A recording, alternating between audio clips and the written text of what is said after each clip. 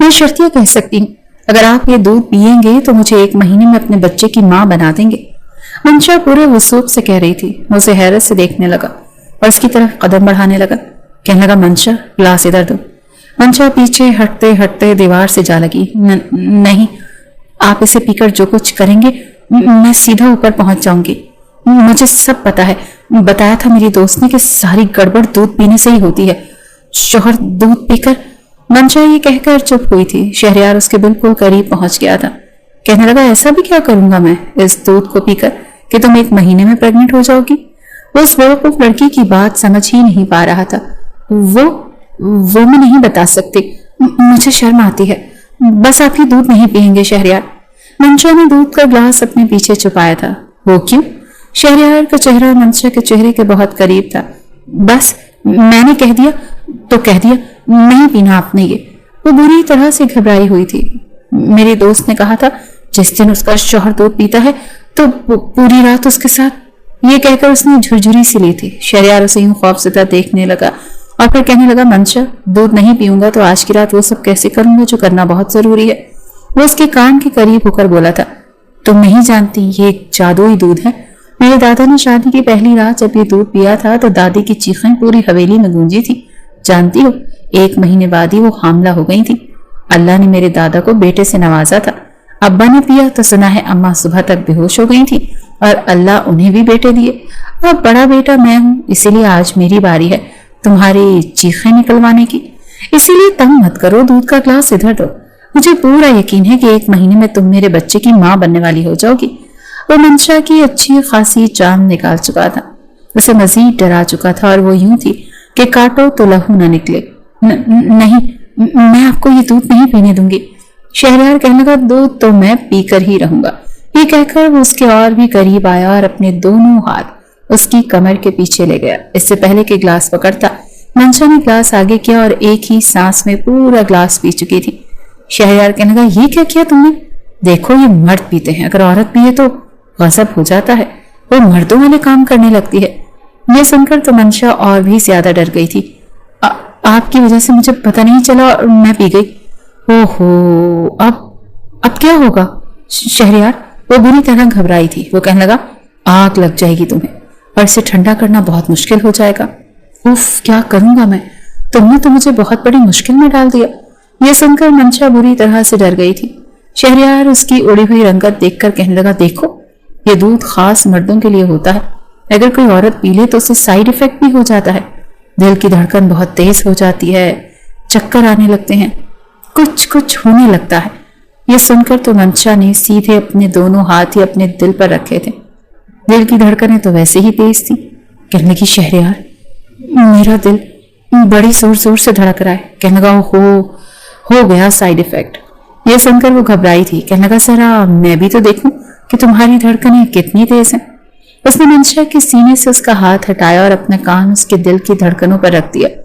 Perfume کی مسرور کن خوشبو نے اسے اندر تک معطر کیا تھا۔ دھک دھک اس کے دل کی دھڑکنیں بڑی تیزی سے چل رہی تھی اور شہریار پر بے خودی چھانے لگی۔ یکدم ہی وہ اس کی دھڑکنوں پر اپنے لب رکھ کر اسے چھکا بال ہوا میں اڑتی ہوئی دور جا کر گری تھی اور منشا نے نعرہ لگایا تھا۔ گلی کے چھوٹے چھوٹے بچے کہنے لگے منشا آپ ہی یہ بےایمانی ہے، آپ نے کہا تھا تیسری گیند پر آؤٹ ہو جاؤں گی اور 1 گھنٹے سے آپ ہی کھیلے جا رہی ہیں۔ وہ کہنے لگی تو آؤٹ تو کرو نا، پھر ہی آؤٹ ہوں گی نا، اس طرح آؤٹ تھوڑی نہ ہو جاؤں گی۔ بچے بولنگ کرا کر تھک چکے تھے، لیکن اول تو وہ آؤٹ ہو نہیں رہی تھی، ہوتی بھی تو کہتی کہ نو بال تھی۔ کبھی کوئی بہانہ تو کبھی کوئی بہانہ۔ ابھی بھی کہہ رہی تھی کہ بس آخری بار۔ سب بچوں نے کہا منشا آپ ہی یہ آخری بال ہے، اگر اس کے بعد بھی آپ نے بیٹ نہیں دیا تو پھر ہم آپ کے ساتھ دوبارہ نہیں کھیلیں گے۔ اسی وقت گلی کے اندر سامان سے بھرا ٹرک آ کر رکا۔ جیسے ہی شہریار ٹرک سے نیچے اترا تاکہ مزدوروں سے سامان اتروا سکے، منشا کے سامنے والا بنگلہ انہوں نے ہی خریدا تھا اور اس کی والدہ نے خاص تاکید کی تھی کہ سامان اپنے سامنے احتیاط سے رکھوانا تاکہ فرنیچر خراب نہ ہو جائے۔ اسی وقت بال سیدھی شہریار کے کاندھے پر جا کر لگی تھی۔ اسے لگا کہ بس اب اس کا کاندھا گیا کام سے۔ جب اس نے پلٹ کر دیکھا تو بیٹ منشا کے ہاتھ میں تھا اور وہ دوسرے ہاتھ کی انگلی دانتوں میں دبائے ہوئے تھی، گھبرائی ہوئی کھڑی تھی۔ اس نے بڑے غصے سے اسے دیکھا اور سامان چھوڑ چھاڑ کر اس کے پاس آ گیا۔ کہنے لگا اے لڑکی یہ کیا حرکت ہے؟ وہ کہنے لگی میں نے نہیں مارا، उसने जल्दी से बैट जमीन पर फेंका और वहां से वॉकआउट करने ही वाली थी जब शहरयार ने उसको बाजू से पकड़ा। कहने लगा, बैट तुम्हारे हाथ में है, बॉल तुमने ही मारी है, ये मेरा कांधा है समझी, ना कि विकेट जिसे तुम तोड़ दोगी। कहने की गलती से लग गया, मैं तो अपने ध्यान में खेल रही थी, मुझे क्या पता था कि आप एकदम से सामने आ जाएंगे। अब मेरा बाजू छोड़ें वरना मैं शोर मचा दूंगी कि ये लड़का मुझे छेड़ रहा है। मंशा ने बिना डरे हुए कहा था। यह सुनकर शहरयार ने फौरन से उसका बाजू छोड़ा, फिर कहने लगा, देख लूंगा मैं तुम्हें। कहने लगी, हाँ हाँ मैं भी देख लूंगी, डरती नहीं हूं किसी से। ये कहकर वो अपने घर चली गई। सामने के घर में ही शहरयार उसकी फैमिली शिफ्ट हुई थी। जैसे ही मंशा घर के अंदर दाखिल हुई, उसकी वालदा ने जब उसका दुपट्टा कमर से बंधे हुए देखा तो कहने लगी, कहां से आ रही हो तुम? कहने लगी, अम्मी कुछ भी नहीं, बस बच्चों के साथ क्रिकेट खेल रही थी। उसकी माँ ने कहा, तुम कब सुधरोगी? अब छोटी बच्ची नहीं हो तुम कि गली मोहल्ले में खेलती फिरो। अब हम सोसाइटी में आ गए, कुछ तो तमीज सीखो। तुमने देखा है यहाँ लड़कियों को बैट बॉल खेलते हुए? कहने लगी, मैं कौन सा खेल रही थी, वो तो बच्चों ने मुझे कहा कि मंशा आप ही आए, आप भी खेल कर दिखाएं। तो मैंने सोचा कोई बात नहीं, बच्चे इतनी जिद कर रहे हैं तो उन्हें खेल कर दिखा ही देती हूँ। उसने लापरवाही से डाइनिंग टेबल पर रखे सेब में से एक सेब उठाया और खाने लगी। उसकी वालदा कहने लगी, थोड़ा घर पर तवज्जो दो, कॉलेज में आ गई हो, लेकिन कोई परवाह ही नहीं है। वो कहने लगी, अम्मी मुझसे ना ये काम नहीं होते। आमना बेगम कहने लगी, तुम्हारे भाई ने तुम्हें सर चढ़ा रखा है, सारे लड़कों वाले कामों की तुम्हें आदत पड़ गई है। असल में मंशा अपने 3 भाइयों की इकलौती बहन थी और वो उसके लाड नखरे भी बहुत उठाते थे, इसीलिए उसे घर के कामों के बजाय गली में बच्चों के साथ खेलने की आदत थी। अपने भाइयों के साथ भी ऐसे ही खेलती रहती थी, कभी फुटबॉल, कभी बैडमिंटन तो कभी बैट बॉल। बड़े भाई की शादी हो गई थी लेकिन उसकी जॉब दुबई में थी, इसीलिए अपनी बीवी को भी वो दुबई ले गया था। दोनों छोटे भाई यहीं पर अपना कारोबार संभाल रहे थे। लेकिन जब भी मंशा की वालिदा उससे कहती कि घर के काम सीखो तो दोनों भाई कहते, कोई जरूरत नहीं है हमारी बहन को ये काम करने की। उसकी वालिदा कहने लगी, जब ससुराल जाएगी तो साथ में मुलाजमा भी भेज देना। तो वो कहने की, क्या बात है, हमारी बहन किसी की मुलाजमा थोड़ी बनने जाएगी, हम देखते हैं कि हमारी बहन से काम कौन करवाता है, मुंह सर न फाड़ के रख देंगे उसका। अपने भाइयों की ऐसी बातें सुनकर मंशा समझती थी कि उसके भाई सब कुछ संभाल लेंगे, इसीलिए उसके खाने पकाने की तरफ कोई तवज्जो ना थी, ना ही घर के किसी काम की तरफ, बल्कि अपना कमरा तक नहीं संभालती थी। जो चीज जहां बिखरी है बिखरी पड़ी है, उसे कोई परवाह ही नहीं होती थी। नहाकर आती थी तो तौलिया कहीं और उतारे हुए कपड़े कहीं और जूते कहीं। अभी 11वीं जमात में ही पढ़ती थी, बड़ी बेतरतीब सी लड़की थी। उसकी वालिदा तो अपना सर पकड़कर बैठ जाती थी। अपने बाल तो खुद उसे बनाने की आदत ही नहीं थी, या तो बड़े भाई उसके बाल बनाते थे या फिर उसकी वालिदा। बाल काफी लंबे थे, कहती थी अम्मा मुझसे नहीं संभाले जाते। उसके भाई कहने लगा, इधर आओ मैं तुम्हारे बालों की चुटिया बना देता हूँ, और वो बना कर देता था। कई बार तो ऐसा होता कि वो यूं बात करती जैसे लड़के बात करते हैं, मैं ये करूंगा, मैं ये खाऊंगा, मैं ये पीऊंगा। बड़ी मुश्किल से उसकी वालिदा ने उसे समझा कर आदत डाली थी कि तुम लड़की हो और लड़कियों की तरह बोला करो, लेकिन दुपट्टे का अभी तक होश नहीं था कि कैसे लेना है कैसे नहीं लेना। दूसरी जानिब शहरयार घर में सबसे बड़ा था, 2 भाई छोटे थे, घर की जिम्मेदारी उस पर थी, गुस्से का काफी तेज था।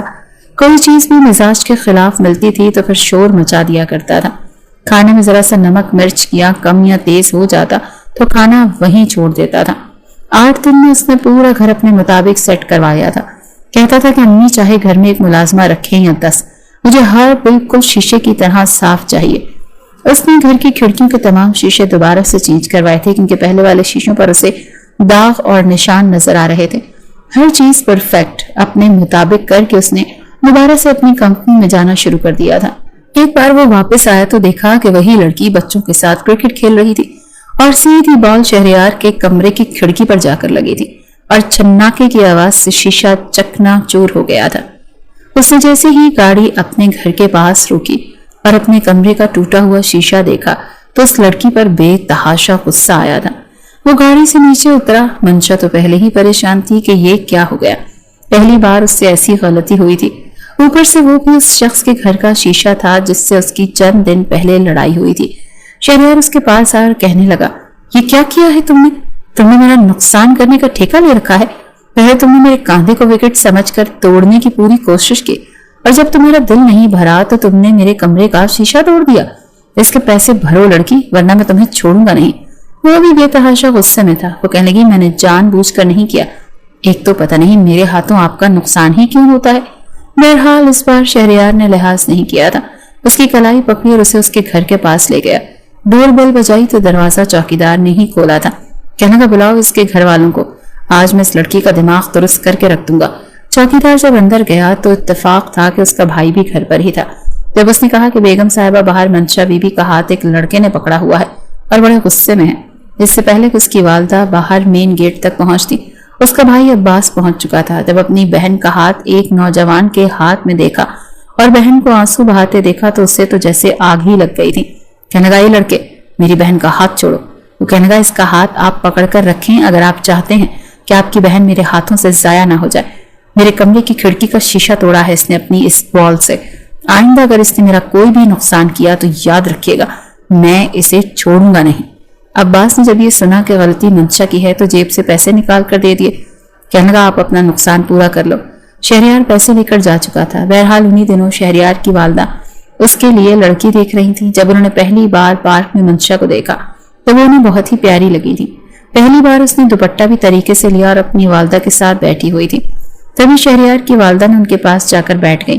दोनों में अच्छी खासी दोस्ती हो चुकी थी। आमना बेगम और रिजवाना बेगम काफी देर एक दूसरे से बातें करती रही। बहरहाल जितनी दोस्ती इन दोनों में थी इतना ही शहरयार मंशा से चिढ़ता था। लेकिन रिजवाना बेगम को मंशा शहरयार के लिए पसंद आ गई थी। जब उन्होंने शहरयार से कहा कि मुझे तुम्हारे लिए एक लड़की बहुत अच्छी लगी है, मैं चाहती हूँ कि तुम्हारी शादी उससे हो जाए, वो कहने लगा, अम्मा आप जानती हैं ना, मुझे सुलझी हुई तमीज वाली लड़कियां पसंद है। अगर वो लड़की ऐसी ही है तो मुझे कोई एतराज नहीं है। शहरयार ने तो ये भी पूछने की जहमत नहीं की थी कि वो लड़की कौन है। रिजवाना बेगम तो जैसे खुश हो गई, कहने लगी, हाँ ना, बहुत अच्छी लड़की है।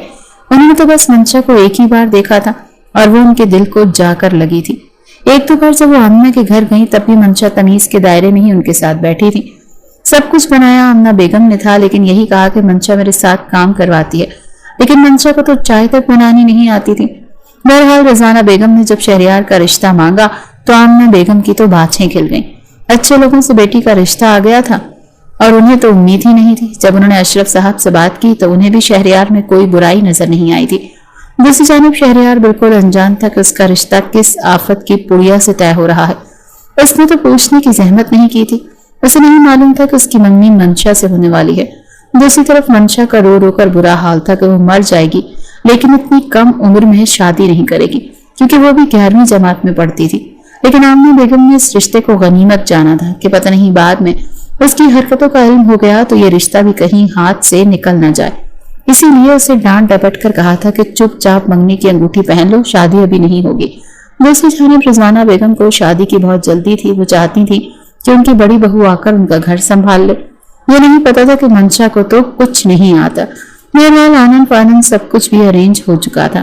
पहली बार दोनों ने एक दूसरे को मंगनी के हॉल में ही देखा था। शहरयार तो जितना हैरान होता उतना कम था और यही हाल मंशा का था। उसकी तो वहीं पर आंसू टप टप गिरने लगे कि ये शख्स तो गुस्से का वैसे भी बड़ा तेज है, ये तो उसे सांस लेने की भी इजाजत नहीं देगा। शहरयार कहने लगा, अम्मी आपने इस लड़की को मेरे लिए पसंद किया है। उसे समझ नहीं आ रही थी कि उसकी माँ को मंशा में कौन सी खूबी नजर आई, लेकिन वो कहने की ये बहुत अच्छी लड़की है, बिल्कुल तुम्हारे मिजाज के ऐन मुताबिक। शहरयार को तो अपनी माँ की बात समझ ही नहीं आ रही थी और ना यकीन आ रहा था। बहरहाल अंगूठी वो पहना चुका था। मंशा ने अपना रुख ही बदल लिया। सब लोग खाने में मसरूफ हो गए। जब शहरयार ने मंशा के कान के पास जाकर कहा, मैं गुस्से का बहुत तेज हूं, समझी, कोई मेरी चीजों को खामखाही खराब करे तो मैं उसे छोड़ता नहीं, इसीलिए मेरे घर आने से पहले अपने हाथों का इलाज करवा कर आना, वरना मैं तुम्हारे हाथ ही। शहरयार ने बात अधूरी छोड़ दी, लेकिन बात का मफहूम समझा दिया। मंशा काफी डर सी गई थी। मंगनी की रस्म खत्म होते ही ये भी ऐलान कर दिया गया कि शादी 2 महीने बाद है। मंशा ने घर जाते ही माँ से कह दिया कि वो ये शादी नहीं करेगी, मगर उसकी वालदा से डांटना शुरू कर दिया। अब रोज आमना बेगम उसे किचन में ले जाती ताकि उसे कुछ सिखा सकें, लेकिन उसकी दिलचस्पी ना होने के बराबर थी। कभी प्याज चला देती तो कभी आटा गूंदने के बजाय उसकी लई बनाकर दे देती। गलती से पानी ज्यादा डल गया। आमना बेगम तो सर पकड़ कर बैठ गई थी। बहरहाल उसने कहा कि मुझे नहीं सीखना तो नहीं सीखना। शादी भी सर पर आन खड़ी हुई जब उसकी कई सहेलियां उसके घर पर ढोलक बजाने और गाने गाने आई थी। हल्ला गुल्ला करने के बाद सब लड़कियां बैठ गईं, जिसमें उसकी शादीशुदा कज़नें भी शामिल थी। हंसी मजाक करते करते اس کی دوستی جا چکی تھی، بس شادی شدہ کزنیں ہی رہ گئی تھی۔ کہنے لگی کہ تمہیں پتا ہے شادی کیا ہوتی ہے؟ منشا کہنے لگی کیا ہوتی ہے؟ یہی ہوتا ہے جو ہو رہا ہے، ہلا گلا۔ اس کی کزن کہنے لگی جب میری شادی ہوئی تھی تو میرے شوہر نے رات کو ایک خاص قسم کا دودھ کا گلاس پیا تھا۔ توبہ توبہ، پھر تو پوری رات مجھے سونے ہی نہیں دیا۔ دوسری کزن کہنے لگی ہاں ٹھیک کہہ رہی ہو، شوہر کو دودھ پینے ہی نہیں دینا چاہیے ورنہ عورت کی شامت تو پکی ہے۔ منشا کہنے لگی ایسا بھی دودھ پی کے کیا ہوتا ہے؟ اس کی کزنس جو کچھ اسے بتایا وہ تو بری طرح سے ڈر گئی تھی۔ جس دن اس کی شادی تھی ایک رات پہلے سے اسے خوف کے مارے نیند ہی نہیں آئی۔ جو باتیں اس نے سنی تھی وہ بے حد گھبرا گئی تھی۔ پھر اب تک شہریار کا رویہ بھی کچھ ایسا ہی تھا۔ شادی کے بعد جب وہ شہریار کے کمرے میں بیٹھی تھی تو اس کی والدہ نے سب سے پہلے دودھ کا گلاس اس کے کمرے میں ڈھک کر رکھا تھا اور دودھ کا گلاس دیکھتے ہی اس کے ہوش اڑ گئے تھے۔ اسی لیے سوچ رہی تھی شہریار کے اندر آنے سے پہلے ہی دودھ کا گلاس کہیں پھینک دے، اسی لیے بیڈ سے اٹھ کر کھڑی ہو گئی۔ دودھ کا گلاس پکڑا ہی تھا کہ شہریار کمرے میں آ گیا۔ اسے دیکھ کر وہ بری طرح سے سٹپٹائی۔ منشا کو بجائے بیڈ پر بیٹھے اسے دودھ کا گلاس لیے کھڑے دیکھ تو وہ کچھ حیران ہوا تھا۔ کمرے کا دروازہ بند کر کے لاک کر کے جب وہ منشا کے پاس آیا تو وہ ایک قدم پیچھے ہٹی۔ تم یہاں کیوں کھڑی ہو؟ میرے خیال سے تو تمہیں بیڈ پر بیٹھے ہونا چاہیے تھا۔ وہ کہنے لگی یہ دودھ کا گلاس ہے۔ منشا سمجھ نہیں پا رہی تھی کہ کیا کہے۔ شہریار کہنے لگا تمہارے لیے نہیں ہے، اسے مجھے دو۔ لیکن منشا نے وہ دودھ پیچھے کر لیا۔ خوف اور گھبراہٹ کے مارے وہ ڈھکے چھپے لفظوں میں بتا چکی تھی کہ اسے آج کی رات سے ڈر لگ رہا اور شہریار اسے مزید ڈرا چکا تھا، اس کے بے حد قریب آ چکا تھا۔ اس کے ہونٹوں پر اپنے لب رکھ کر رب کرنے لگا۔ تمہیں کیا لگتا ہے بس شادی کی رات دودھ پینے والے مرد ہی عورت کی جان نکال سکتے ہیں؟ آج میں تمہیں بنا دودھ پیے ہی سب کچھ کر کے دکھاؤں گا۔ یہ کہہ کر وہ اسے گود میں اٹھا چکا تھا اور وہ بری طرح سے ڈر گئی تھی۔ شہریار یہ آپ کیا کر رہے ہیں؟ میں گر جاؤں گی۔ وہ کہنے لگا تو گر جاؤ، ویسے بھی آج کی رات تو بدلے کی ہے۔ بہت شوق ہے تمہیں کرکٹ کھیلنے کا، آج میری باری ہے۔ ایسے ایسے شاٹس ماروں گا کہ پہلے ہی بار میں توبہ کرو گی، آئندہ میرے سامنے نظریں نہیں اٹھا پاؤ گی۔ یہ کہہ کر وہ اسے بیڈ پر لٹا چکا تھا، مگر جیسے ہی وہ بیڈ پر لیٹی فوراً سے اٹھ کر بیڈ کی دوسری جانب سے نیچے اتر گئی۔ میں آپ کو اپنے پاس آنے ہی نہیں دوں گی۔ مجھے پتا چل گیا ہے آپ نے مجھ سے بدلہ لینے کے لیے ہی شادی کی ہے۔ شہریار کہنے لگا مذاق کر رہا تھا، چلو بیٹھو بیڈ پر۔ اتنی بڑی بات تو نہیں تھی کہ وہ منشا سے بدلہ لیتا، لیکن وہ کہنے گی نہیں، میں آپ کے پاس نہیں آؤں گی، آپ میرے ساتھ پتا نہیں کیا کریں گے۔ شہریار کہنے لگا بہت کچھ کروں گا، جلدی آؤ میرے پاس، تنگ مت کرو مجھے۔ لیکن وہ بہت زیادہ ڈر گئی تھی۔ شہریار کہنے لگا دیکھو مجھے غصہ نہ دلا، ٹھیک ہے مت آؤ میرے پاس، میں بھی کوئی مرا نہیں جا رہا تمہاری سنگت کے لیے، لیکن یاد رکھنا تم خود آؤ گی میرے پاس۔ وہ کہنے لگی میرا کیا دماغ خراب ہے جو میں آپ کے پاس آؤں گی؟ میں نہیں آؤں گی۔ وہ کہنے لگا میں بھی دیکھتا ہوں کب تک نہیں آتی، کب تک جان چھڑواتی ہو۔ یہ کہہ کر وہ الماری کے پاس گیا، اپنے کپڑے نکالے اور واش روم چلا گیا۔ کپڑے تبدیل کر کے وہ بیڈ پر لیٹ چکا تھا۔ منشا نے شکر کیا تھا، پھر اپنے کپڑے تبدیل کر کے وہ بھی صوفے پر جا کر لیٹ گئی۔ اگلے روز بھی سارا دن اس نے رضوانہ بیگم کے ساتھ گزارا۔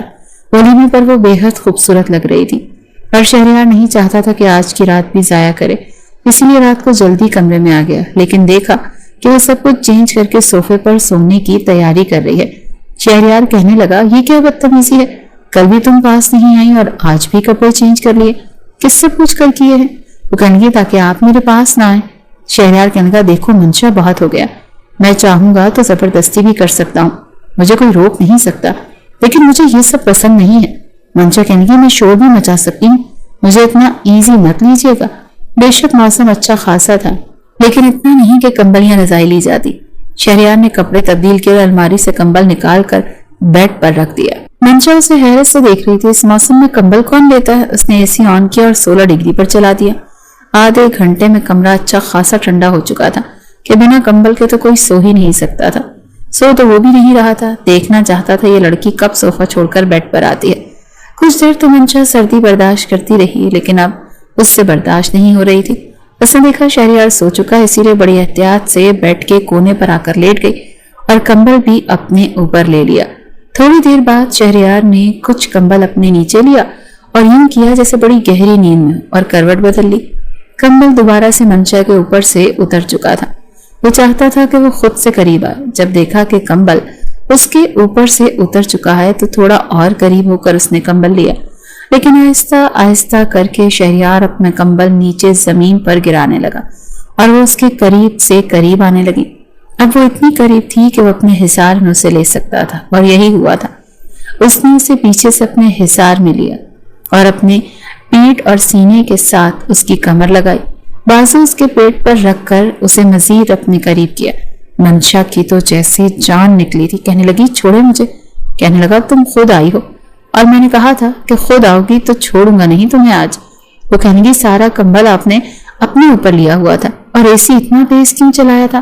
میں نے کہا میری مرضی، کمرہ میرا ہے، اے سی بھی میرا ہے اور تم بھی میری۔ دیکھو یہ مت سمجھنا کہ تمہارے نخرے برداشت کرتا رہوں گا۔ وہ اپنا آپ چھڑوانے لگی۔ سردی لگ رہی ہے نا تمہیں؟ ابھی تمہیں گرمی دیتا ہوں، ساری سردی بھول جاؤ گی۔ اب وہ اس کے اوپر حاوی ہو چکا تھا۔ لڑکی خوبصورت تھی، پھر بیوی بھی تھی، اسی لیے صبر کیوں کرتا؟ اس سے پہلے کہ وہ احتجاج میں اپنا والیوم بلند کرتی، وہ سب سے پہلے اس کے ہونٹوں پر قابض ہوا اور پھر آہستہ آہستہ اس پر حاوی ہو چکا تھا، مکمل طور پر اس میں کھو چکا تھا۔ کچھ دیر بعد منشا کا احتجاج میں مکمل دم توڑ چکا تھا۔ ایک ہی کمبل میں دونوں کے دل ایک ساتھ دھڑک رہے تھے، پسینے سے شرابور ہو چکے تھے۔ آدھی رات گزارنے کے بعد شہریار نے منشا کو بخشا تھا اور پھر کروٹ بدل کر سو گیا۔ جتنا وہ ڈر رہی تھی ویسا کچھ نہیں ہوا تھا، بلکہ اس نے منشا کا بہت احساس کیا تھا۔ سارے وہم منشا کے دل سے دور ہو چکے تھے۔ شادی کے چند دن تو منشا کو بہت اچھا سا لگا، کیونکہ سبھی اس کے آگے پیچھے تھے۔ کچھ بھی کھانے کو دل چاہتا تو دونوں دیور فٹافٹ سے بھابھی کو لا کر دے دیتے، پوچھتے بھی رہتے تھے کہ بھابھی کچھ کھائیں گی تو نہیں، اور ابھی تک رضوانہ بیگم نے بھی اسے کچن کا راستہ نہیں دکھایا تھا۔ ناشتہ کرنے کے بعد جب شہریار اپنے آفس چلا جاتا تو وہ اپنے دیوروں کے ساتھ بیٹھ کر لوڈو کھیلنے لگتی۔ چھوٹا دیور اس سے شاید 2 سال چھوٹا تھا، ابھی میٹرک میں تھا، البتہ بڑا والا اس سے بڑا تھا، اسی لیے منشا کی زیادہ دوستی عمیر سے ہی ہوئی تھی۔ رات کو جب شہریار آ جاتا تو پھر باقی کا سارا وقت اسے کمرے سے باہر جانے نہیں دیتا تھا۔ شادی کے شروع کے دن تھے، ایک دوسرے کی سنگت بہت اچھی لگ رہی تھی، دونوں ایک دوسرے میں کوئی بھی برائی نظر نہیں آ رہی تھی۔ لیکن جیسے جیسے دن گزرنے لگے تو رضوانہ بیگم نے کہا بیٹا آج تمہارا ہاتھ میٹھے میں ڈلواؤں گی۔ یہ سن کر منشا حیران ہوئی، آنٹی کیا مطلب؟ میٹھے میں کیوں ہاتھ ڈلوائیں گی؟ میرا ہاتھ تو جل جائے گا۔ وہ ہنسنے لگی، کہنے لگی اچھا یہ بتاؤ تمہیں کھیر اچھی بنانی آتی ہے یا پھر متنجن؟ وہ رضوانہ بیگم کی شکل دیکھنے لگی، کہنے لگی مجھے تو بس یہ دونوں چیزیں کھانی آتی ہیں۔ رضوانہ بیگم نے پہلے تو ماتھے پر بل ڈالے، پھر کہنے لگی چلو کوئی بات نہیں، آؤ میں تمہیں سکھاتی ہوں۔ اسے کچن میں لے گئی، لیکن سیکھتی منشا تب جب اسے سیکھنے میں دلچسپی ہوتی، پھر بھی کچھ چیزوں میں ساتھ دیتی رہی۔ کھانا البتہ رضوانہ بیگم نے خود بنایا تھا، لیکن اسے ساتھ ساتھ بتاتی رہی کہ کیسے پکتا ہے، لیکن وہ بالکل بے دہانی سے دیکھ رہی تھی۔ رات کو جب ٹیبل پر کھانا لگایا تو رضوانہ بیگم نے یہی کہا کہ آج میری بہو نے میری مدد کی ہے۔ شہریار نے جب پہلا نوالا لیا تو کہنے لگا آپ کی بہو کے ہاتھ کا ذائقہ بالکل آپ جیسا ہے۔ وہ کہنے لگی ابھی تو اسے کچھ آتا نہیں، میں اسے اپنے ساتھ کھڑا کر کے بتا رہی تھی، کل سے یہ بنائے گی پھر بتانا کیسا ذائقہ ہے۔ بہرحال کھانا کھاتے ہی شہریار منشا کو لے کر آئس کریم بھی باہر سے کھلانے چلا گیا۔ منشا بہت خوش تھی، لیکن اگلے ہی دن سے اس پر ذمہ داریاں شروع ہو گئیں۔ شہریار کہنے لگا دیکھو مجھے ملازمہ کے ہاتھ کی استری نہیں پسند، اسی لیے میرے کپڑے تم پریس کیا کرو، اور یہ کمرہ کیوں اتنا بکھرا رہتا ہے؟ رات کو جب میں آؤں تو بھی بکھرا ہوا ہوتا ہے، اسے ساتھ کے ساتھ سیٹ کر دیا کرو، مجھے یہ بکھرا ہوا سامان بالکل بھی اچھا نہیں لگتا۔ منشا نے پہلے تو کچھ نہیں کہا، جیسے تیسے چادر آتی تھی بچھا دی، چیزیں بھی ایک طرف رکھ دی، لیکن بس ایک جگہ سے اٹھا کر دوسری جگہ رکھ دیتی، سنبھالتی نہیں تھی۔ کچن میں بھی اس نے بس تھوڑا بہت ہی کام کیا تھا، ساری سبزی تو رضوانہ بیگم نے ہی کاٹ کر دی تھی، بس اسے بتاتی گئی اور وہ ڈال کر پکاتی گئی۔ اسے لگا بس یہی ہوتا ہے، اتنا سا ہی کام ہوتا ہے، باقی کا وقت وہ عمیر کے ساتھ بیڈمنٹن کھیلنے میں گزار دیتی، ورنہ دونوں دیور اور بھابھی کبھی لوڈو کھیلتے تو کبھی کیرم کھیلتے۔ اب رضوانہ بیگم کو منشا کی عادت بری لگنے لگی تھی، کیونکہ وہ گھر کے کسی کام میں توجہ ہی نہیں دیتی تھی۔ آہستہ آہستہ رضوانہ بیگم کا موڈ منشا کے ساتھ خراب ہونے لگا۔ جب شہریار اپنے آفس سے آتا، کمرہ دیکھتا تو بکھرا ہوا نظر آتا، اور وہ عمیر کے ساتھ فٹ بال کھیل رہی ہوتی۔ وہ تنگ آ چکا تھا، پیار سے بھی سمجھا چکا تھا کہ اب تم گھر کی طرف توجہ دیا کرو، اپنا بچپنا چھوڑ دو۔ کچھ دن تو وہ رضوانہ بیگم اور شہریار کی باتیں چپ چاپ سنتی رہی، لیکن ایک دن تو پھٹ پڑی جب شہریار نے اسے دوبارہ سے وہی باتیں سنائیں کہ تمہیں نظر نہیں آتا، 4 دن سے تم نے بیڈ شیٹ چینج نہیں کی، تم جانتی ہو مجھے یہ سب چیزیں ناپسند ہیں، آپ کو ہر وقت مجھ میں عیب ہی کیوں نظر آتے ہیں؟ کیوں میرے پیچھے پڑے رہتے ہیں؟ کیا بگاڑا ہے میں نے آپ کا؟ منشا نے بھی بنا لحاظ کے بات کی تھی۔ شہریار اسے ماتھے پر بل ڈالے بس دیکھے ہی لگا. کہنے لگا یہ کس لہجے اور انداز میں مجھ سے بات کر رہی ہو؟ منشا کہنے لگی تو پھر کیسے بات کروں؟ میں آپ کے آنے سے پہلے چادر بچھا کر رکھتی ہوں. جتنا مجھ سے کمرہ ٹھیک ہوتا ہے کر بھی دیتی ہوں. آپ کو کہیں نہ کہیں کوئی نہ کوئی مٹی نظر آ ہی جاتی ہے. پورا دن آپ کی ماں میری جان کا عذاب بنی رہتی ہے. تم نے کھانا ٹھیک نہیں بنایا, آٹا ٹھیک سے نہیں گوندا, روٹی گول نہیں بنائی. ارے بابا نہیں آتا مجھے یہ سب, نہیں ہوتا مجھ سے یہ سب. شہریار کہنے لگا یہ تم میری ماں کے بارے میں کس انداز میں بات کر رہی ہو؟ دیکھو میں اس قسم کے لہجے اور انداز کو سننے کا عادی بالکل نہیں ہوں. بہتر ہے کہ اپنا دماغ درست رکھو. شہریار اسے آنکھیں دکھاتے ہوئے کہنے لگا. ٹپ ٹپ آنسو منشا کی آنکھوں سے بہنے لگے. کہنے لگی مجھے نہیں اچھا لگتا یہ سب کچھ. ہر وقت آپ کو اور آپ کی والدہ کو مجھ میں صرف عیب ہی نظر آتے ہیں. تو کیا خوبی ہے تم میں؟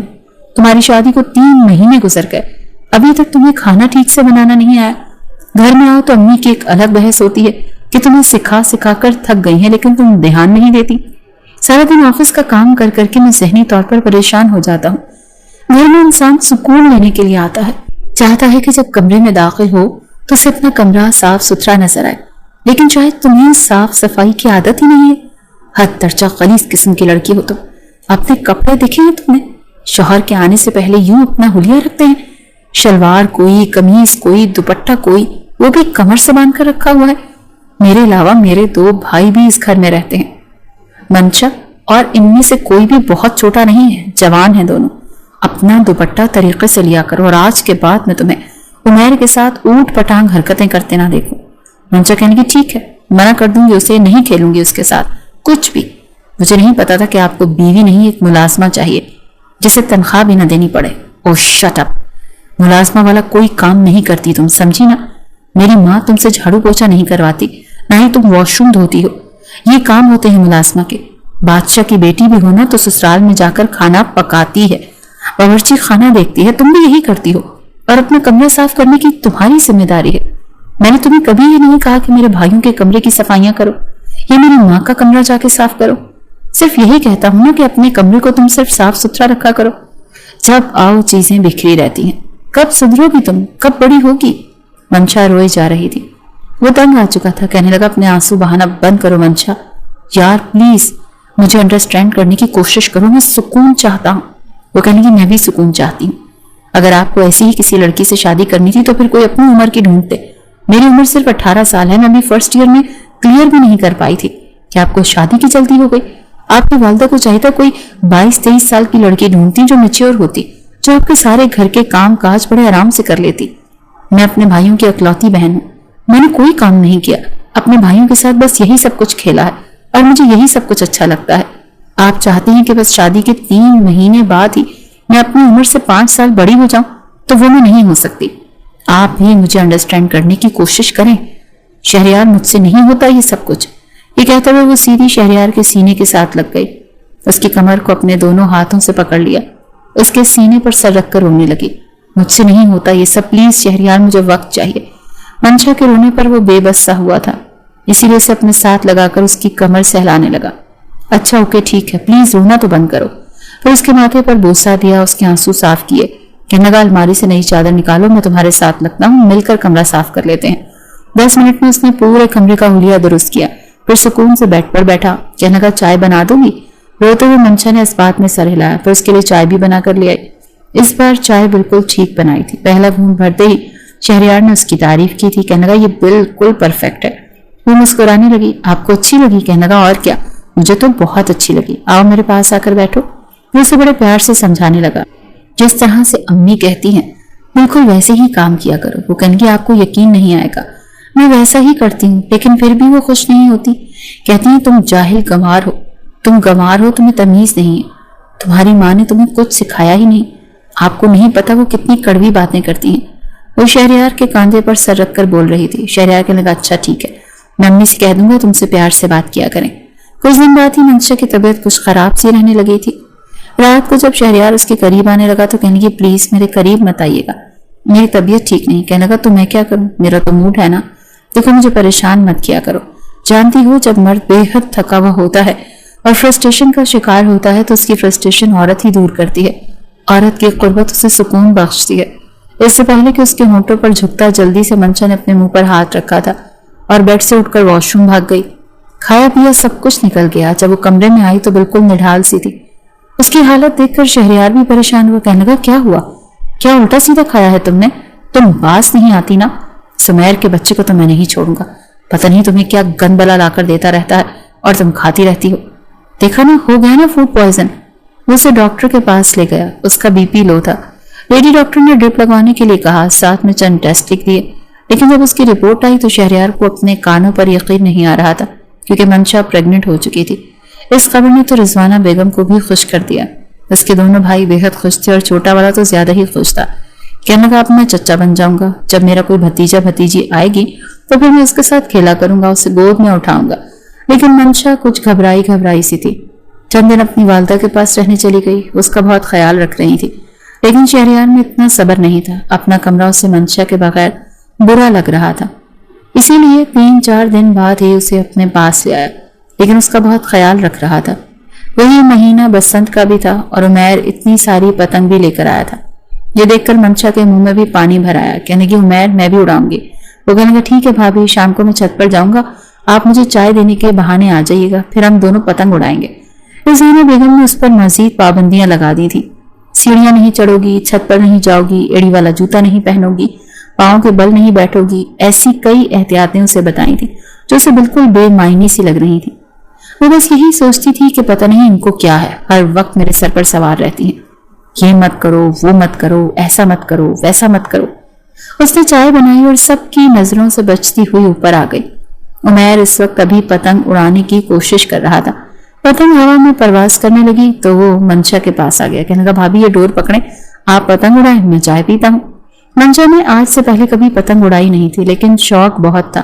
اس نے ڈوری پکڑی، لیکن ہوا کا بہت زور تھا، اس سے پتنگ کنٹرول نہیں ہو پا رہی تھی۔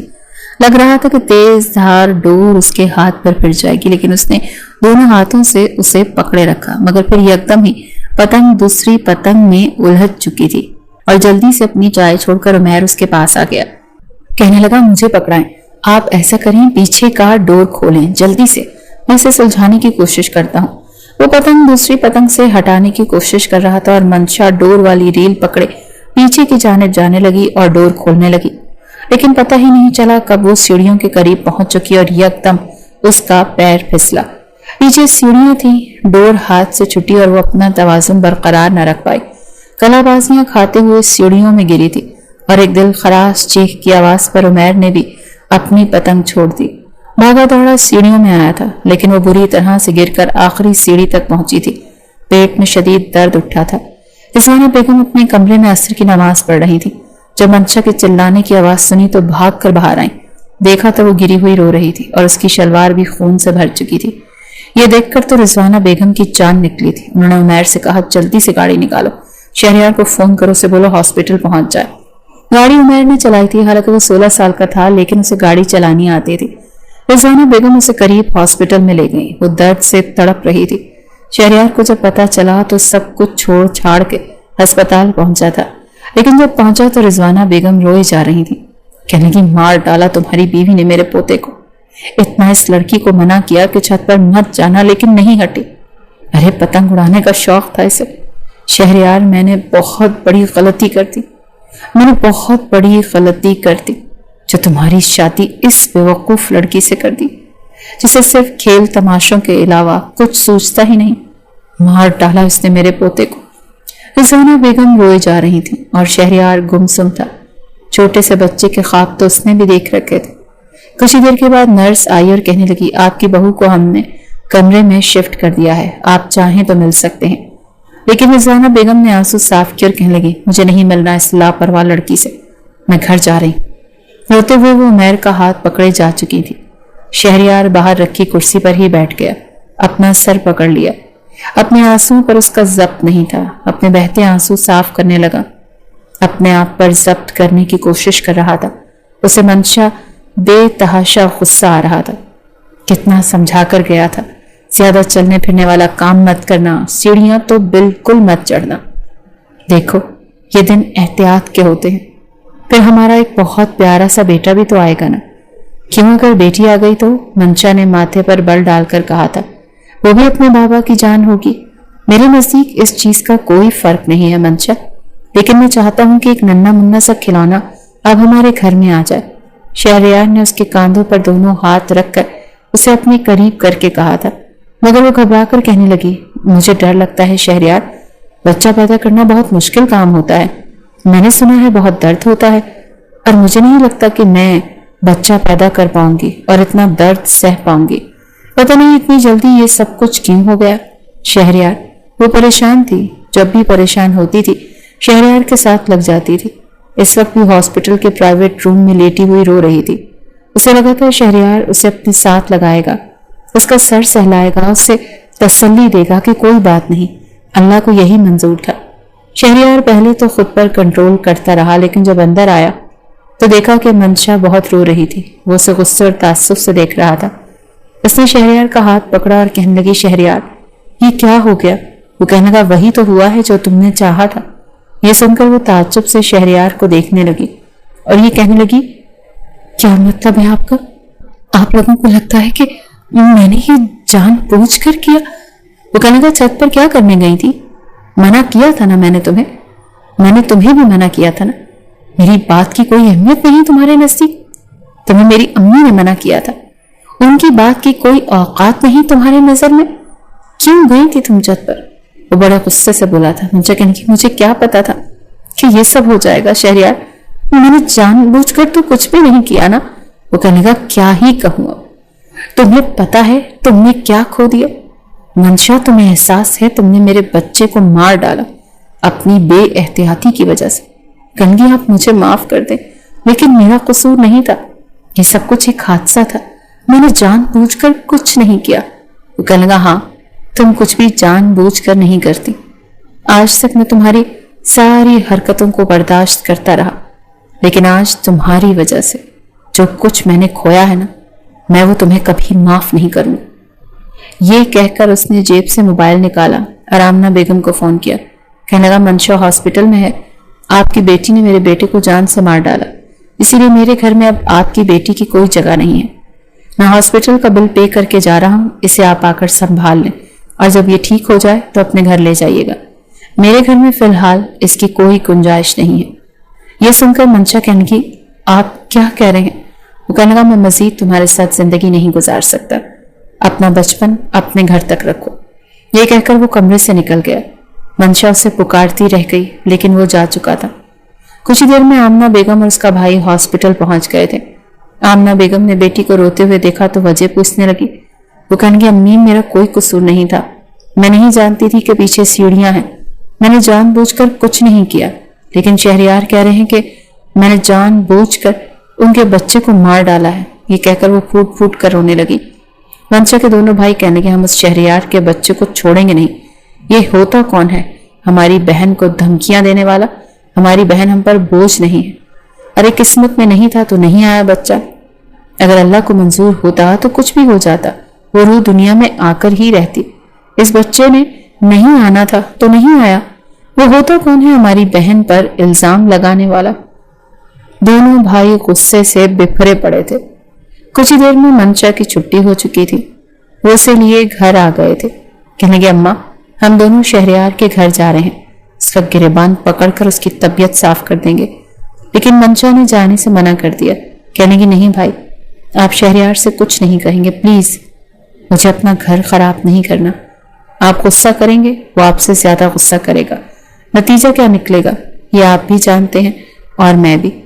آمنہ بیگم کہنے کی، منشا ٹھیک کہہ رہی ہے، ہم اپنی بیٹی کا گھر خراب نہیں کر سکتے۔ دونوں بھائی اشتعال میں تھے، لیکن منشا نے کچھ نہیں کہنے دیا۔ دوسری جانب رضانہ بیگم نے سارا قصور منشا پر ہی ڈالا تھا۔ شہریار کا دل بہت زیادہ خراب ہو گیا تھا، وہ سوچنے پر مجبور ہو گیا تھا کہ شاید یہ لڑکی کبھی بھی میچور ہو ہی نہیں سکتی۔ رضانہ بیگم نے بھی روز یہی بحث شہریار سے شروع کر دی کہ تم اسے چھوڑ دو، یہ تو کبھی بھی ہماری نسل آگے نہیں بڑھائے گی۔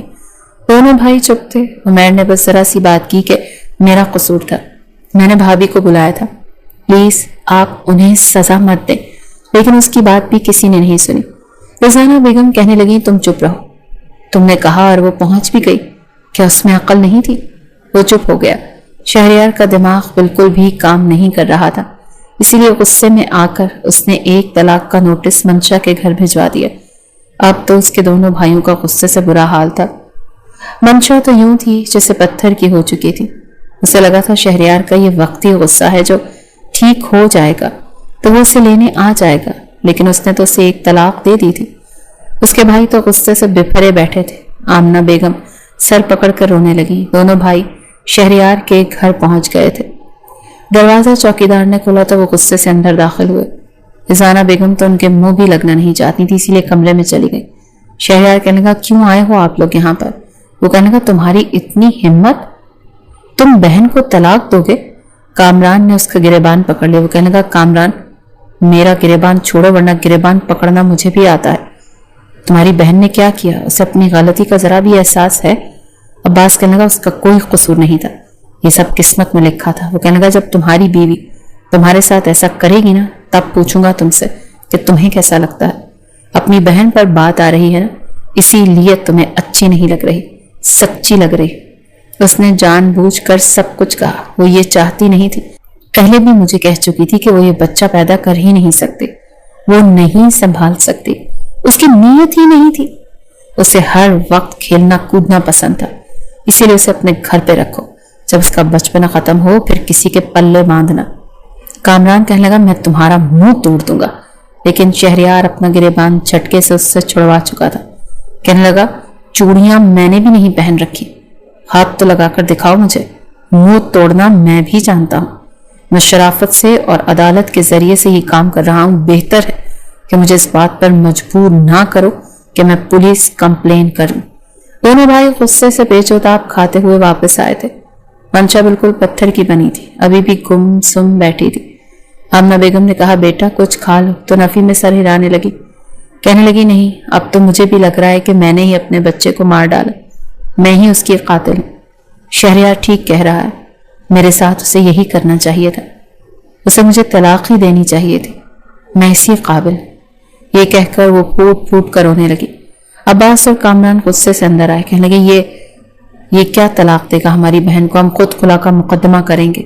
منشا کہنے کی میں ایسا کچھ نہیں کروں گی، میں شہریار کے بغیر نہیں رہ سکتی۔ عباس کہنے لگا تم پاگل تو نہیں، وہ تمہیں اتنا برا بھلا کہہ رہا ہے، تمہارے ماتھے پر طلاق کا دھپا لگانا چاہتا ہے، اور تم کہہ رہی ہو کہ تم اس کے ساتھ رہو گی۔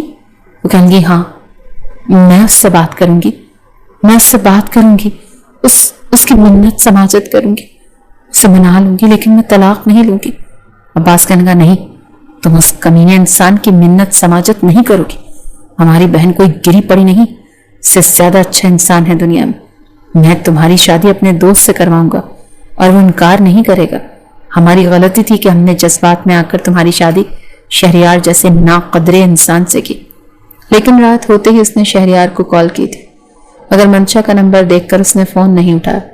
وہ بار بار میسج کرتی رہی کہ شہریار میں مر جاؤں گی تمہارے بغیر، پلیز مجھے طلاق مت دینا۔ لیکن شہریار کا غصہ کم نہیں ہو رہا تھا۔ چند روز اس نے بہت چاہا کہ شہریار اسے ایک بار معاف کر دے، لیکن اس نے نہیں کیا۔ اسی لیے اس نے بھی فیصلہ کر لیا تھا کہ جب وہ چاہتا ہی نہیں تو کیوں پھر اس کے ساتھ زبردستی کا رشتہ نبھائے۔ عباس اور کامران نے اس کے سامنے بولا کہ پیپر رکھا تھا خلا کے نوٹس پر، اس نے چپ چاپ سائن کر دیا، اور عباس نے تو انتظار تک نہیں کیا، اپنے دوست سے بات کی اور آنن فانن منشا کا رشتہ اپنے دوست سے طے کر دیا کہ جیسے ہی خلا ہوگی، عدت پوری ہوگی، وہ اس کی شادی کر دے گا۔ وہ نوجوان ایک ڈاکٹر تھا۔ اس بار ڈپریشن اور ٹینشن کی وجہ سے منشا بے ہوش ہو گئی تھی۔ رات کے وقت عباس اسے ہاسپٹل لے کر گیا، لیکن وہاں پر آن ڈیوٹی وہی نوجوان تھا جس کا منگیتر تھا، جس کے ساتھ رشتہ طے ہوا تھا۔ وہ کہنے لگا تم جا سکتے ہو، میں اس کا خیال رکھ لوں گا۔ عباس واپس آ گیا۔ عین اسی وقت وہ ڈاکٹر جوان منشا کے پرائیویٹ روم میں اس کے پاس بیٹھا تھا۔ شہریار کمرے میں داخل ہوا۔ اس وقت وہ منشا کے فولڈنگ بیڈ پر ہی بیٹھا تھا اور اس کے چہرے کے بکھرے بالوں کو اپنے ہاتھوں سے پیچھے کر رہا تھا۔ کمرے میں اور کوئی نہیں تھا۔ شہریار اپنے ایک دوست کی خیریت پوچھنے کے لیے آیا تھا جس کا ایکسیڈنٹ ہوا تھا، اور کمرے میں بس ڈیجٹ کا ہی فرق تھا۔ اس کا روم نمبر 16 تھا، لیکن تختیاں کچھ لوز تھیں، اس لیے 19 بھی بند دروازے کے بعد 16 ہی لگ رہا تھا۔ اسی لیے روم نمبر 16 سمجھ کر شہریار نمبر 19 میں داخل ہوا، لیکن سامنے کا منظر دیکھ کر تو اس کے ہوش اڑ گئے تھے۔ ڈاکٹر نثار اسی وقت کھڑا ہو گیا۔ کہنے لگا آپ کون؟ کہنے لگا آپ یہاں کیا کر رہے ہیں؟ وہ کہنے لگا یہ میری پیشنٹ ہے، میری ہونے والی بیوی، آپ شاید غلط کمرے میں آئے ہیں۔ یہ سن کر تو شہریار کے ہوش اڑے تھے۔ وہ باہر نکل گیا، اپنے دوست کی خیریت پوچھ کر واپس گھر آ گیا۔ اب اسے احساس ہوا تھا کہ منشا اس کے لیے کیا تھی۔ رنگت پیلی پڑی ہوئی تھی، آنکھوں کے گرد گہرے حلقے تھے، پتہ نہیں کیوں بے ہوش تھی۔ اور وہ ڈاکٹر اس کے کمرے میں اکیلا اس کے پاس بیٹھنے والا ہوتا کون تھا؟ وہ ہوتا کون تھا اس کے اتنے قریب ہونے والا؟ پوری رات شہریار کو نیند نہیں آئی تھی۔ احساس ہو گیا تھا کہ وہ بھی منشا کے بغیر رہ نہیں سکتا۔ اندر ہی اندر شکر ادا کر رہا تھا کہ ایک طلاق دی ہے، لیکن اگلے ہی روز اسے خلا کا نوٹس مل گیا تھا، جسے اس نے پھاڑ کر پھینک دیا۔ منشا اپنے گھر میں آ چکی تھی، لیکن عباس سے بار بار کہہ رہی تھی کہ وہ اب شادی نہیں کرنا چاہتی، اسی لیے بھائی خدا کے لیے کسی کو جھوٹا آسرا مت دے، میرے لیے آسان نہیں ہے شہریار کی جگہ کسی اور کو دینا۔ لیکن عباس نے کہا ہم تمہاری زندگی برباد نہیں ہونے دیں گے۔ کسی کو اس کے جذبات کا احساس نہیں تھا، سب اپنی منمانیاں کر رہے تھے۔ رات کو ڈور بیل بجی تھی، چوکیدار نے دروازہ کھولا تو شہریار اندر آیا تھا، بار بار منشا منشا پکار رہا تھا۔ اس سے پہلے کہ منشا اپنے کمرے سے باہر آ کر شہریار کے پاس آتی، عباس اور کامران بھی اپنے کمروں سے باہر آئے اور آمنہ بیگم بھی۔ دونوں شہریار کے سامنے کھڑے ہو گئے اور کہنے لگے یہاں کیوں آئے ہو؟ کہنے لگا مجھے منشا سے بات کرنی ہے۔ تم لوگ ہوتے کون ہو؟ میری بیوی کا رشتہ کسی اور سے طے کرنے والے؟ اور پھر بھی وہ میری بیوی ہے، وہ بڑے غصے سے بولا تھا۔ منشا اپنے کمرے کے دروازے پر ہی کھڑی تھی۔ عباس کہنے لگا نہیں ہے تمہاری بیوی، ایک طلاق تم دے چکے ہو۔ کہنے لگا لیکن رجوع کا حق حاصل ہے مجھے۔ کامران کہنے لگا خلا کا نوٹس مل گیا ہے تمہیں۔ کہنے لگا پھاڑ کر پھینک بھی چکا ہوں میں منشا کے بغیر نہیں رہ سکتا۔ سامنے ہی منشا دروازے پر کھڑی رو رہی تھی۔ کہنے لگا اور وہ بھی نہیں رہ سکتی۔ ٹھیک ہے میں غصے میں آ گیا تھا، نہیں ہوگا میرا بچہ میری قسمت میں، لیکن میں منشا کو نہیں چھوڑ سکتا۔ لیکن کامران اور عباس کہنے لگے جاؤ یہاں سے، ہماری بہن تمہارے ساتھ نہیں رہے گی، تمہارا جب دل چاہے گا تم غصے میں آ کر یہی قدم اٹھاؤ گے، بہتر ہے کہ ابھی کوئی انتہائی فیصلہ ہو جائے۔ لیکن اس نے پہلی بار ہاتھ جوڑ کر گھٹنوں کے بل بیٹھ کر دونوں سے معافی مانگی تھی کہ کچھ نہیں کہے گا اسے۔ پھر منشا سے معافی مانگنے لگا، کہنے لگا مجھے معاف کر دو، میں غصے میں اندھا ہو گیا تھا، لیکن اب سمجھ میں آ گیا کہ میں تمہارے بغیر نہیں رہ سکتا۔ اس کی اپنی آنکھوں میں بھی آنسو تھے۔ وہ کہنے لگا منشا چلو میرے ساتھ، تمہارے بغیر نہیں جاؤں گا میں۔ دل میں تو اس کے بھی شہریار تھا، اسی لیے چپ چاپ اس کے ساتھ چلی گئی، لیکن رات کو اپنا تکیہ صوفے پر رکھ چکی تھی۔ وہ کہنے لگا یہ کیا کر رہی ہو؟ کہنے لگی بس ابھی میرا اس بات پر دل آمادہ نہیں کہ میں آپ کے ساتھ ایسا کوئی بھی تعلق بناؤں۔ لیکن شہریار نے تکیہ پکڑ کر بیٹھ کے رکھا تھا، پھر اس کا ہاتھ پکڑ کر اسے بیڈ پر لے آیا۔ کہنے لگا رجوع کرنا لازمی ہے، تم کہو گی تب بھی نہیں رکوں گا، بہت غلط کر دیا میں نے، بہت غلط۔ یہ کہتے ہوئے وہ اس کی گردن پر اپنے لب رکھ چکا تھا، لیکن منشا پتھر کی بنی ہوئی تھی، آنکھوں سے آنسو بہے جا رہے تھے۔ شہریار نے پھر سے اس سے معافی مانگی تھی، اس کا اور بھی زیادہ خیال رکھنے لگا، لیکن ایک چپ تھی جو منشا کو لگ چکی تھی۔ چپ چاپ اس کے سارے کام کرتی تھی، کھانا بھی بناتی تھی۔ اب تو رضوانہ بیگم بھی اس سے کوئی شکایت نہیں کرتی تھی۔ 19 سال کی عمر میں اس نے اپنے آپ کو بہت بڑا کر لیا تھا، بچپن تو جیسے کہیں کھو چکا تھا۔ ایک بیٹے کی ماں بھی بن چکی تھی، لیکن پھر بھی شہریار سے ٹھیک سے بات نہیں کرتی تھی، اس کے گلے نہیں لگتی تھی، رو کر اسے اپنے دل کی ہر بات نہیں کہتی تھی۔ وہ بار بار کہتا تھا کہ تم پہلے جیسی کیوں نہیں ہو، کیوں اتنا چپ رہتی ہو؟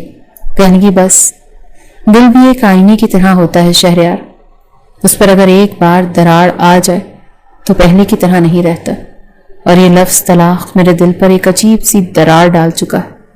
آپ یہی چاہتے تھے نا کہ میں میچیور ہو جاؤں، اپنی عمر سے بڑی ہو جاؤں، میں نے وہ سب کر لیا، لیکن میں پہلے جیسی محبت نہیں دے سکتی اب۔